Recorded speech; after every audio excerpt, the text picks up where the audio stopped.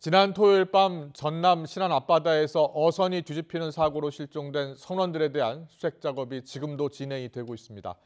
해경은 오늘 새벽에 이어서 정오를 전후해 선체 내부에서 승선원 2명을 추가로 수습했습니다. 하지만 아직도 6명의 선원이 가족품으로 돌아오지 못하고 있습니다. 수색 작업과 함께 전복된 어선 인양 작업도 이루어지고 있습니다. 현장에 YTN 취재기자 나가 있습니다. 나연호 기자. 네, 전남 목포 해경부두에 나와 있습니다. 네, 먼저 사고 현장에서 실종됐던 승선원 2명이 추가로 수습됐다고요? 네, 그렇습니다. 지금으로부터 약 2시간 전인 이 정오쯤에 뒤집힌 선체 내부에서 이 실종자 2명이 추가로 발견됐습니다. 2명 모두 의식과 이 호흡이 없는 상태였고 심정지 상태였습니다. 2명 중에 1명은 또 외국인이었던 것으로 전해졌습니다. 앞서 오늘 새벽 3시 20분쯤에도 선원 침실에서 이 실종자 1명이 발견됐는데요. 신원을 확인해 보니 선박 기관장인 65살 A씨였습니다. 앞서 구조된 선원은 사고 전 A씨가 다른 외국인 선원과 차오르는 물을 퍼냈다고 했는데요. 선체 내부에서 실종자들이 연달아 수습되면서 나머지 선원들도 선내에 있을 가능성이 커졌습니다. 오늘에만 실종자 3명이 수습돼서 청보호 전복사고 실종자는 6명으로 줄었습니다. 사고 당시 일부 선원은 해상으로 추락했을 가능성도 제기됐는데요.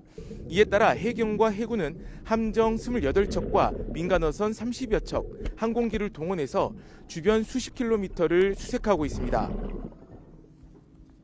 사고가 난 이 청보호를 인양하는 작업도 진행되고 있죠?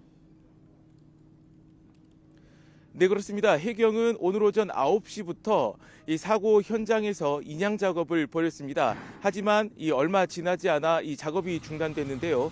이 해상에는 이 조류가 굉장히 빠른 것으로 알려졌습니다. 해경은 보통 수중에서 이 조류가 2노트 이하인 경우에 작업이 원활하게 이루어지지만 지금은 3노트 이상이라고 밝혔습니다. 그리고 조류가 약해지는 시간대도 하루에 2번 1시간씩밖에 되지 않는다고 했습니다. 사고 해상에는 68톤 예인선과 200톤 크레인이 인양을 준비하고 있는데요. 선체를 단단히 묶고 혹시 모를 상황에 대비해 유심을 방지망을 씌우는 작업도 하고 있습니다. 이후 크레인을 이용해 선박을 바지선으로 들어올릴 계획입니다. 이렇게 인양 작업을 서두르는 이유는 선체 내부 구조 작업이 어렵기 때문이기도 합니다. 해경이 사고 직후 수중에서 선체 내부 수색을 시도했지만 어구와 어망이 복잡하게 얽혀서 어려움을 겪었는데요. 게다가 선박이 이중 격벽 구조라서 선체를 뚫고 진입하는 것도 쉽지 않습니다.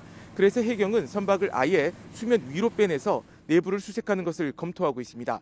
만일 이 거센 물살에 인양이 어려워지면 사고 선박을 상대적으로 잔잔한 신안 임자도 남쪽 해역으로 옮겨서 인양할 계획입니다. 지금까지 전남 목포 해경부두에서 YTN 나연호입니다.